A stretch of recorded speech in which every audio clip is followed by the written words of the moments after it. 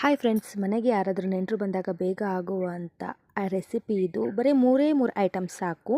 ಇದಕ್ಕೆ ಬೇಕಾಗಿರೋದು ಸಕ್ಕರೆ, ಹಾಗೆ ಡ್ರೈ ರೋಸ್ಟ್ ಆಗಿರೋ ಶಾವಿಗೆ ಬೇಕು, ಆಮೇಲೆ ತುಪ್ಪ ಬೇಕು, ದ್ರಾಕ್ಷಿ ಗೋಡಂಬಿ, ಆಮೇಲೆ ಇದು ದ್ರಾಕ್ಷಿ ಗೋಡಂಬಿ ನಮಗೆ ಎಷ್ಟು ಬೇಕಾಗುತ್ತೋ ಅಷ್ಟು ತೊಗೊಳ್ಳಿ, ಆಮೇಲೆ ಮಿಲ್ಕ್ ಪೌಡರ್ ತೊಗೊಂಡ್ರೆ ಸಾಕು. ಇಷ್ಟೇ, ಇದರಲ್ಲಿ ಜಾಸ್ತಿ ಐಟಮ್ ಏನೂ ಇಲ್ಲ. ಇದರಲ್ಲಿ ಒಂದು ಹಬ್ಬ ಒಂದು 30 ರೂಪಾಯಿ ಖರ್ಚಾಗುತ್ತೆ. ಹಾಗೆ ಒಂದು ಲೋಟ ನೀರು.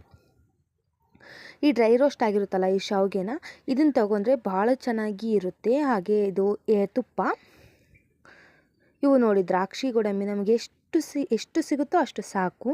ಅದಾದಮೇಲೆ 3 ಚಮಚ ಮಿಲ್ಕ್ ಪೌಡರ್, ಅದಾದಮೇಲೆ ಸಕ್ಕರೆ ಇದು ನೀರು ಇಷ್ಟ ಆದರೆ ಸಾಕು. ಇದಕ್ಕಿಂತ ಹೆಚ್ಚಿಗೆ ಏನು ಬೇಕಾಗೋದಿಲ್ಲ, ನಮಗೆ ಸಾಕಷ್ಟು. ಅದಾದಮೇಲೆ ಸಕ್ಕರೆಗೆ ನಾವು ಹಾಕ್ತೀವಿ ಏಲಕ್ಕಿಕಾಯಿ, ಒಂದು ಏಲಕ್ಕಿಕಾಯಿ ಇದ್ದರೆ ಸಾಕು. ಅದರ ಬೀಜಗಳನ್ನು ತಗೊಂಡು ಒಂದು ಸ್ವಲ್ಪ ಜಜ್ಜಿ, ಫುಲ್ ಸ್ಮ್ಯಾಶ್ ಮಾಡಬೇಡಿ, ಅದು ಅದೇ ಸ್ಮೆಲ್ ಬಂದುಬಿಡುತ್ತೆ. ಒಂದು ಸ್ವಲ್ಪ ಅಷ್ಟೇ ಫ್ಲೇವರಿಗೋಸ್ಕರ. ಅದಾದಮೇಲೆ ನಮ್ಮ ಅಗ್ನಿದೇವನ ಹಚ್ಚೋಣ. ನಮ್ಮ ಅಗ್ನಿದೇವ ಭಗ್ ಅಂತ ಹೇಳಿ ಹತ್ತಾನೆ. ಅದಾದಮೇಲೆ ಅದಕ್ಕೆ ಒಂದು ಬಾಣಲಿ ಇಟ್ಟು, ಅದಕ್ಕೆ ನಮಗೆ ಬೇಕಾಗುವಷ್ಟು ಫಸ್ಟು ಹುರ್ಕೊಳ್ಳೋಕೆ ಎಷ್ಟು ಬೇಕೋ ಅಷ್ಟು 1 ಟೇಬಲ್ ಸ್ಪೂನ್ ತುಪ್ಪ ಹಾಕೋತಾ ಇದ್ದೀನಿ. ತುಪ್ಪ ಹಾಕಿದ ಮೇಲೆ ಅದಕ್ಕೆ ನಾನು ಹಾಕ್ತಾಯಿದ್ದೀನಿ ದ್ರಾಕ್ಷಿ ಗೋಡಂಬಿ ಹೊಂಬಣ್ಣ ಬಂದು ದ್ರಾಕ್ಷಿ ಟುಮು ಅನ್ನೋ ಹುಬ್ಬೋ ಥರ ಹಾಕಬೇಕು. ಅದು ಹುಬ್ಬಿದ ತಕ್ಷಣ ಅದನ್ನು ಕ್ಲೀನಾಗಿ ರೋಸ್ಟ್ ಮಾಡಿಕೊಂಡು, ಅದು ಉಬ್ಬಿದ ತಕ್ಷಣ ಅದನ್ನು ತೆಗಿಬೇಕು. ಇಲ್ಲ ಅಂತಂದರೆ ಕರ್ರಗಾಗೋಗ್ಬಿಡುತ್ತೆ. ಒಂದು 5 ಸೆಕೆಂಡ್ ಲೇಟ್ ಆದರೂ ಅಂತೂ ಫುಲ್ ಸೀದೋಗ್ಬಿಡುತ್ತೆ. ಆ ಕಾರಣಕ್ಕೋಸ್ಕರ ಬೇಗನೆ ತೆಕ್ಕೊಂಬಿಡ್ಬೇಕು. ಅದನ್ನು ಜಾಸ್ತಿ ಹೊತ್ತು ಬಿಡೋಕೆ ಹೋಗಬಾರ್ದು. ಅದರಲ್ಲಿ ನೋಡಿ, ಇನ್ನೂ ತೆಗೆದು ಒಂದೇ 1 ನಿಮಿಷ ಲೇಟ್ ಆಗಿರೋಕೆ ಆಲ್ಮೋಸ್ಟ್ ಅಲ್ಲ ಒಂದು ಸ್ವಲ್ಪ ಕಪ್ಪಾಗಿಬಿಡುತ್ತೆ. ಬೇಗ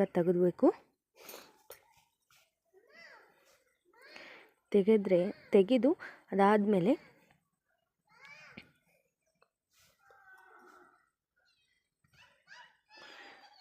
ತೆಗಿಬೇಕು. ತೆಗೆದು ಆದಮೇಲೆ ಅದೇ ಬಾಣಲಿಗೆ ಇನ್ನು ಮಿಕ್ಕಿರೋ ಅಂಥ ತುಪ್ಪನ ಹಾಕೋಬೇಕು. ತುಪ್ಪ ಹಾಕ್ಕೊಂಡು ಅದಕ್ಕೆ ನಾವು ತೊಗೊಂಡಿರ್ತೀವಲ್ಲ ಡ್ರೈ ರೋಸ್ಟ್ ಶಾವಿಗೆ, ಅದನ್ನು ಹಾಕ್ಕೊಂಡು ಕ್ಲೀನಾಗಿ ಹೊಂಬಣ್ಣ ಬರುವ ತನಕ ಹುರ್ಕೊಂಡು ಅದನ್ನು ಕ್ಲೀನಾಗಿ ಶಾವಿಗೆ ಹೊಂಬಣ್ಣ ಬಂದರೆ ಬೇಗ ಬೇಯುತ್ತೆ. ಹಾಗಾಗಿ ಇದರಲ್ಲೇ ಹುರ್ಕೋಬೇಕು. ನಾವು ಎಷ್ಟು ಮಟ್ಟಿಗೆ ಹುರ್ಕೋಬೇಕಂದ್ರೆ ಅದೊಂಥರ ಗೋಲ್ಡನ್ ಬ್ರೌನ್ ಬರಬೇಕು, ಅಲ್ಲಿ ತನಕ ಹುರ್ಕೋಬೇಕು. ಕೈ ಬಿಡದ ಹಾಗೆ ಹುರ್ಕೋಬೇಕು, ಇಲ್ಲಾಂದರೆ ಬೇಗ ಹೊತ್ತಿ ಬಿಡುತ್ತೆ ಅದು. ಆ ಕಾರಣಕ್ಕೋಸ್ಕರ ಕೈ ಬಿಡದ ಹಾಗೆ ಹುರ್ಕೋಬೇಕು. ಒತ್ತು ಬಿಟ್ಟರೆ ಆಮೇಲೆ ಅದು ಶಾವಿಗೆ ಆಗಲ್ಲ, ಶಾವಿಗೆ ಕುರ್ಮ ಆಗೋಗ್ಬಿಡುತ್ತೆ. ಆ ಕಾರಣಕ್ಕೋಸ್ಕರ ಇದು ನನ್ನ ಫಸ್ಟು ರೆಸಿಪಿ ಫ್ರೆಂಡ್ಸ್. ಇದು ನನಗೆ ಹೇಗೆ ವಾಯ್ಸ್ ಓವರ್ ಕೊಡಬೇಕಂತ ಗೊತ್ತಾಗ್ತಿಲ್ಲ. Please, I am request for, ನೀವು ಯಾರೆಲ್ಲ ನನ್ನ ಚಾನಲ್ ಸಬ್ಸ್ಕ್ರೈಬ್ ಆಗಿಲ್ಲ ಪ್ಲೀಸ್ ಸಬ್ಸ್ಕ್ರೈಬ್ ಆಗಿ ಅಂತ ಇದ್ದೀನಿ. ಇದಾದಮೇಲೆ ಅದನ್ನು ಟ್ರಾನ್ಸ್ಫರ್ ಮಾಡ್ಕೋಬೇಕು, ಒಂದು ಬಟ್ಲಕ್ಕೆಲ್ಲ ತೊಗೋಬೇಕು. ಇಲ್ಲ ಅಂತಂದರೆ ಅದರಲ್ಲೇ ಕರಗಾಗ್ಬಿಡುತ್ತೆ. ಬರೀ ಒಂದು ಸ್ವಲ್ಪ ಹವೆ ಬಡಿದ್ರೂ ಕರಗಾಗೋಗ್ಬಿಡುತ್ತೆ ಶಾವಿಗೆ. ಈಗ ಸಾಕು, ಇಷ್ಟು ಬಂದಿದ್ದಲ್ಲ, ಇಷ್ಟು ಗೋಲ್ಡನ್ ಬ್ರೌನ್ ಬಂದರೆ ಸಾಕು ಇಷ್ಟು ಶಾವಿಗೆ. ಇದಕ್ಕಿಂತ ಹೆಚ್ಚಿಗೆ ಹುರ್ಕೊಳ್ಳೋದು ಬೇಡ, ಇದಕ್ಕಿಂತ ಕಮ್ಮಿ ಹುರ್ಕೊಳ್ಳೋದು ಬೇಡ. ಅದಾದಮೇಲೆ ಬಾಣಲಿ ಇಟ್ಕೊಂಡು ಬಾಣಲಿಗೆ 1 ಕಪ್ ನೀರು ಹಾಕ್ಕೊಳ್ಳೋಣ. ಇದೊಂದು ಕಪ್ ಸಾಕು ನನಗೆ. 1/4 ಲೀಟರ್ ನೀರಾಗುತ್ತೆ ಇದು ಅಳತೆ ಪ್ರಕಾರ, ನನ್ನ ಕಣ್ಣು ಅಳತೆನೇ ನನಗೆ. ಆಮೇಲೆ ಅದಕ್ಕೆ ನಾನು ಹಾಕ್ತಾಯಿದ್ದೀನಿ 1 ಕಪ್ ಸಕ್ಕರೆ. 1 ಕಪ್ ಅಲ್ಲ, ಕಪ್ಗಿಂತ ಅರ್ಧ, ಯಾಕಂದರೆ ಮಿಲ್ಕ್ ಪೌಡ್ರ್ ಹಾಕ್ತಾಯಿದ್ದೀನಿ. ಮಿಲ್ಕ್ ಪೌಡ್ರಲ್ಲಿ ಶುಗರ್ ಅಂದರೆ ಸಕ್ಕರೆ ಪ್ರಮಾಣ ಜಾಸ್ತಿ ಇರೋ ಕಾರಣಕ್ಕೋಸ್ಕರ ಸಕ್ಕರೆ ಇಲ್ಲಿ ಕಮ್ಮಿ ಮಾಡ್ಕೊತಾ ಇದ್ದೀನಿ. ಆಮೇಲೆ 2 ಜಾಸ್ತಿ ಆಗಿಬಿಟ್ರೆ ಆಗೋಲ್ಲ.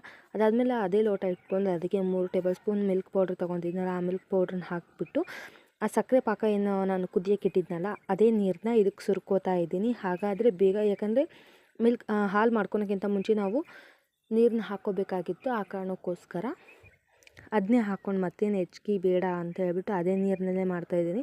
ಯಾಕಂದರೆ ಮತ್ತೆ ಈಗ ಕರೆಕ್ಟಾಗಿ ಪ್ರಮಾಣವಾಗಿ ತೊಗೊಂಡಿರ್ತೀನಿ, ಮತ್ತು ಅಲ್ಲಿಗೆ ಎಡವಟ್ಟಾಗೋಗ್ಬಿಡುತ್ತೆ. ಆ ಕಾರಣಕ್ಕೋಸ್ಕರ ಮನೆಗೆ ಯಾರೇ ಬಂದ್ರೂ ಬೇಗ ಒಂದು 5-10 ನಿಮಿಷದಲ್ಲಿ ಆಗೋಗುವಂಥ ರೆಸಿಪಿ ಇದು ಫ್ರೆಂಡ್ಸ್.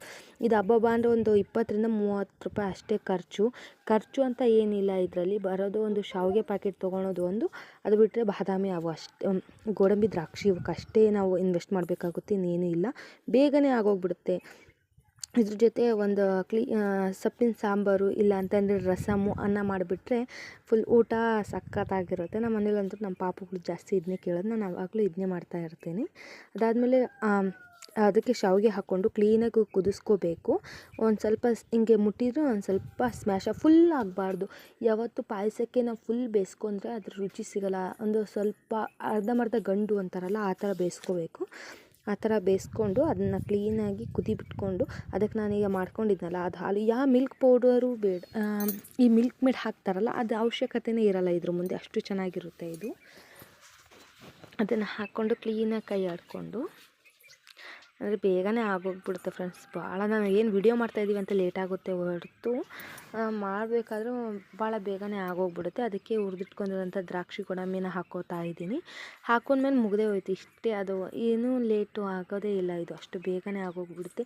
ಸೇಮ್ ಮುಸ್ಲಿಮ್ಸವ್ರ ಖೀರ್ ಇರುತ್ತಲ್ಲ ಅದೇ ಥರ ಇರುತ್ತೆ. ಬಟ್ ಆದರೆ ಅವರು ಅದಕ್ಕೆ ಸೀಡ್ಸ್ ಎಲ್ಲ ಹಾಕಿರ್ತಾರೆ, ನಾವು ಇದಕ್ಕೆ ಸೀಡ್ಸ್ ಹಾಕಿರಲ್ಲ. ಸೀಡ್ಸ್ ಹಾಕಿದ್ರೆ ಸೇಮ್ ಕ್ವಾಂಟಿಟಿಯಲ್ಲಿ ಸೇಮ್ ಟೇಸ್ಟು, ಸೇಮ್ ಕ್ವಾಂಟಿಟಿ, ಸೇಮೇ ಆಗೋಗುತ್ತೆ, ಏನೂ ಎಕ್ಸ್ಚೇಂಜ್ ಇರೋಲ್ಲ, ಅಷ್ಟು ಚೆನ್ನಾಗಿ ಆಗೋಗುತ್ತೆ ಅಷ್ಟೇ. ಅದಾದಮೇಲೆ ಪಾಯಸ ಈ ಥರ ಕಾಣ್ತಾ ಇದೆ ಫ್ರೆಂಡ್ಸ್ ನಮ್ಮದು. ಭಾಳ ನನಗೊಂದು ಆ ಲುಕ್ಕು ಒಂದು ನೋಡಿದರೆ ಸೇಮ್ ಅದೇ ಥರನೇ ಕಾಣ್ತಾ ಇತ್ತು, ಅದೇ ಥರ ಫೀಲ್ ಬರ್ತಾಯಿತ್ತು. ಸ್ಮೆಲ್ ಸಹಿತ ಅದೇ ಥರ ಬರ್ತಾಯಿತ್ತು. ಏಲಕ್ಕಿ ಹಾಕಿದ್ವಲ್ಲ, ಏಲಕ್ಕಿ ಘಮ ಅಂದರೆ ಘಮ ಕೊಡ್ತಾಯಿತ್ತು. ಅದಾದಮೇಲೆ ನಮ್ಮ ಪಾಯಸ, ಬಿಸಿ ಬಿಸಿ ಪಾಯಸ ಮಾಡ್ಕೊಳ್ಳಿ, ತಿಂದ್ಕೊಳ್ಳಿ, ರುಚಿ ನೋಡ್ಕೊಳ್ಳಿ. ಒಂದು ಸತಿ ಟ್ರೈ ಮಾಡಿ ಫ್ರೆಂಡ್ಸ್, ನಿಜವಾಗ್ಲೂ ಆಫ್ಕೋರ್ಸ್ ನೀವಂತೂ ಅದ್ರ ಫ್ಯಾನ್ ಆಗೋಗ್ಬಿಡ್ತೀರಾ. ನಮ್ಮ ಮನೇಲಿ ದರಿದ್ರಕ್ಕಂದ್ರೂ ವಾರದಲ್ಲಿ 3 ಟೈಮ್ ಬೇಕೇ ಬೇಕಿದ್ದು, ಅಷ್ಟು ಚೆನ್ನಾಗಿರುತ್ತೆ. ನಿಜ ಒಂದು ಟೈಮ್ ಮಾಡ್ಕೊತೀನಿ ನೋಡಿ. ಅಂಗನವಾಡಿ ಹಾಲಿನ ಪೌಡರ್ ಸಿಗುತ್ತಲ್ಲ ಅದರಿಂದ ಮಾಡಿ, ಯಾವ ಇನ್ವೆಸ್ಟ್ಮೆಂಟು ಇರಲ್ಲ ಇದರಲ್ಲಿ, ಅದು ಪ್ಯೂವರ್ ಆಗಿ ಬರುತ್ತಲ್ಲ, ಆ ಕಾರಣಕ್ಕೋಸ್ಕರ ನಮ್ಮ ಮನೇಲಿ ಅದನ್ನೇ ನಾವು ಜಾಸ್ತಿ ಯೂಸ್ ಮಾಡೋದು. ಓಕೆ ಫ್ರೆಂಡ್ಸ್, ಈ ಥರ ಕಾಣ್ತಿತ್ತು. ಓಕೆ, ಬಾಯ್ ಆಲ್.